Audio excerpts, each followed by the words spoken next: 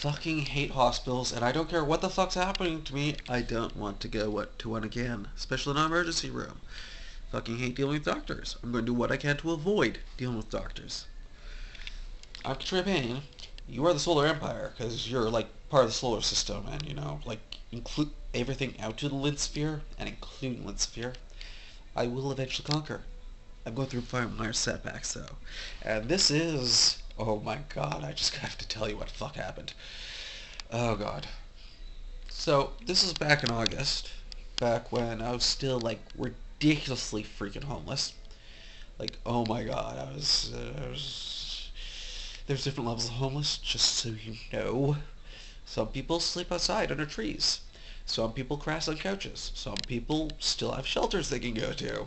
Some people just crash overnight at, like, drop-in centers. Other people... well, technically they're still sleeping on a tree if they do the overnight thing in a coffee shop and then, go to sleep during the day with one of those other options. It's actually safer to sleep outside during the day than it is at night. During the day, people will be like, leave them alone. They're sleeping. It's daytime. What kind of fucking person sleeps during the daytime? Probably don't have anything. But if you're sleeping alone at night, yeah, fuck them up. It's their fault for sleeping outside during night. What kind of person sleeps outside at night? They were asking for it. No, please stop. Practically means yes.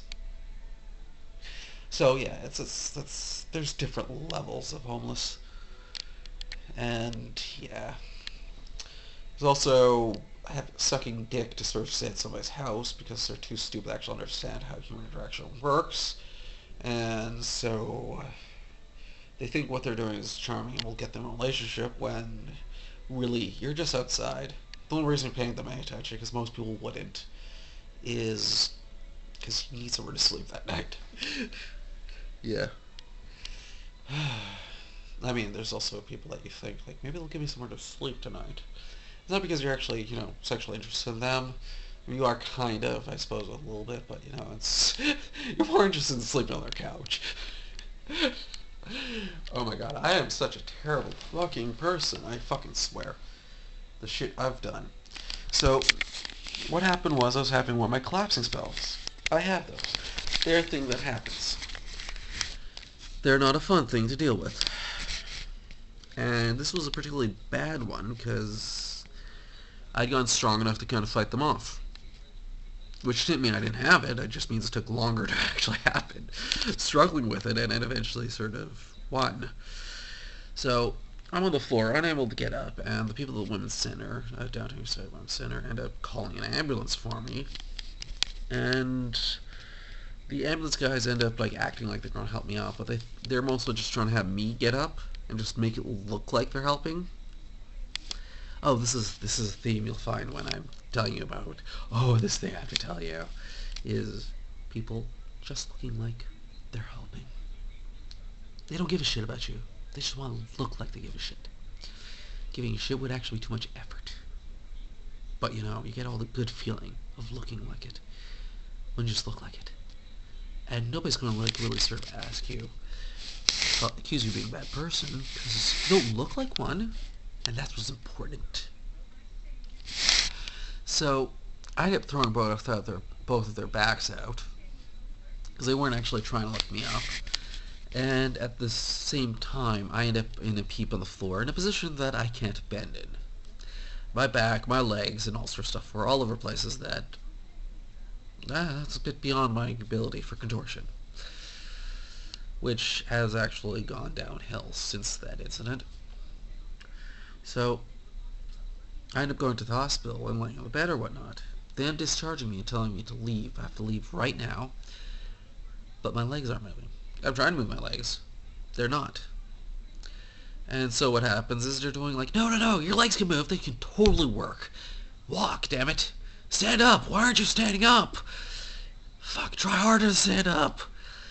Which, when your legs aren't working at the moment, is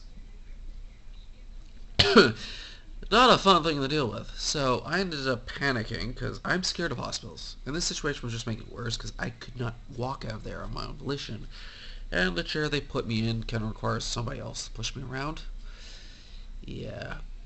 The doctor refuses to actually want to deal with me and ends up doing mindfuck theater, where essentially they look like they're doing their job. In this one, this person tested my reflexes on my knees or whatnot. Reflexes worked, which anybody that actually knows medical shit knows that those two don't necessarily, just because your reflex works doesn't mean you can actually use your legs down there. You don't necessarily match up, because there's all kinds of shit that can happen to your pelvic area. Some of it I've had happen to me, some of it I've done to other people. I will hurt you. I will fucking hurt you if I'm pissed off enough. So the doctor's in mindfuck theater, and everybody's buying it, because they don't actually have any medical training or any medical knowledge. Mine's more of a practical medical knowledge from putting people in those medical situations. The best way to get it, in my opinion. Because it makes you less of a douchebag afterwards. It's like, oh my god, I did that to them. I'm proud of myself and horrified at the same time. Security guards end up throwing me outside the front door. And I end up spending the night sleeping in a pool of my own urine. Good times, good times. Anyways, the morning comes and the security guards are being douches about, you need to make room on here. You need to, move around or whatnot. Just walk already. And I become worried about what happens if I end up dehydrated and malnourished in front of the hospital. That's more what drove me at this point, is, oh my god, they're such fucking assholes. If I'm here, malnourished and dehydrated, what the fuck are they going to do to me? What the fuck kind of bullshit? Because this is, St. Paul's is a terrible fucking place to end up. So I spend 2 hours, because I noticed there's a few places twitching, and a few places I could actually kind of feel something in my legs. Most of it I couldn't, because, most of the things I could feel were poking into it, to the point where everywhere I could feel it had cuts on it, and wounds. So I ended up punching my legs for about 2 hours before I ended up figuring out where all my legs can actually move decently. Actually, yeah, 2 hours. It's roughly about. Someone's there in the sky, and yeah. And so I end up shuffling away from the hospital, which you can build up good speed with a shuffle. You just keep shuffling, just keeping at it, and you can actually get to the point where you're a fucking locomotive. But I couldn't move more than shuffle, and I still have issues in running on a few things at this point. I have issues with range of motion in my legs more than ever before. I can't do the splits. Oh fuck. I was actually doing the splits a year ago better. So yeah, shit I deal with, and I'm still dealing with people going up. It's like, oh, you're walking, and they're trying to look all clever because they do the whole. I've seen the whole. I know something. Watch this. Walk. I've done it a few times. I can recognize it on somebody, and they're not actually interested about my well-being.